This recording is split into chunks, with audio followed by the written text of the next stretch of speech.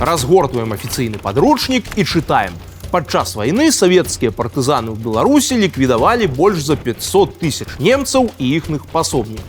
Выходзіць, кожны партызан за вайну ліквідаваў 2, а то і 3 ворагаў. Гэта неверагодны ўзровень эфектыўнасці. Асабліва, калі ўлічыць, што нацыстаў на тэрыторыі Беларусі было ўдвая менш.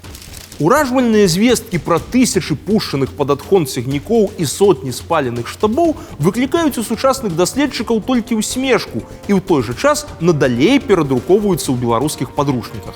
Адкуль жа яны ўзяліся? Тут все проста. Камандзіры партызанскіх атрадаў рабілі вялікія прыпіскі ў сваіх рапартах, бо ніхто іхных лічбаў праверыць не мог.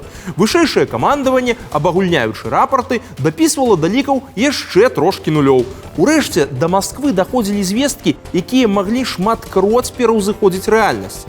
Але ў ценю гэтага жанглявання лічбамі, рэйкамі і чалавечымі жыццямі хаваецца важнае пытанне. А ўвогуле, ці былі партызаны эфектыўныя? Не так жа важна, колькі дзесяткаў тысяч немцаў забілі альбо паранілі партызаны. Важна, ці быў у гэтым сэнс. Давайте разберомся. Вось першы важны фактор. У лесе ваявалі звычайныя людзі, якія не дужа хацелі паміраць.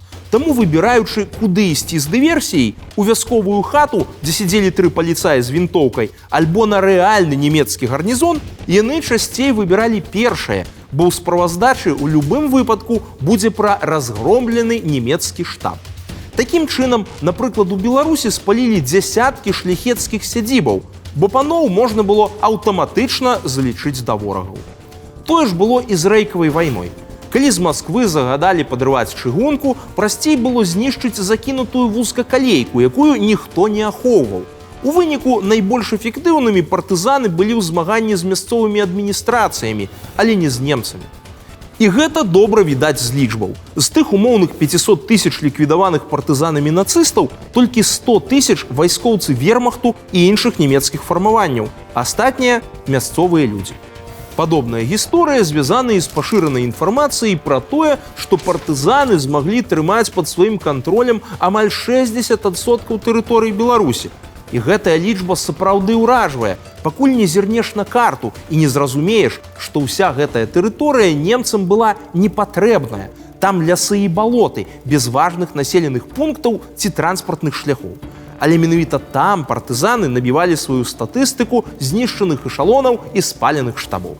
Сур'ёзныя баталіі вядуць гісторыкі і наконт рэйкавай вайны. Адныя кажуць, што яна паўплывала на вынік Курскай бітвы, але іншыя сцвярджаюць, што плён быў толькі першыя некалькі дзён, а пазней немцы здолелі наладзіць хуткі рамонт чыгуначных шляхоў. Ці значыць гэта, што акцыі партызанаў былі зусім марныя? Вядома, не. Рэйкавая вайна мела пэўны эфект для фронту. Ясныя дзеянні партызанаў скоўвалі вялікія сілы нацыстаў у Беларусі. Шмат якія партызанскія аперацыі сапраўды былі смелыя і білі ў балючыя кропкі акупацыйнай улады. Але трэба разумець дзве рэчы. Першае, выніковасць партызанскіх дзеянняў была надта абмежаваная. А другое, гэтая актыўнасць каштавала дорага. Яна аплачвалася тысячамі жыццяў простых людзей. Ці была гэтая ахвяра вартая выніку, застаецца пытаннем для сучаснага пакалення гісторыкаў. І ад гэтага пытання нельга хавацца.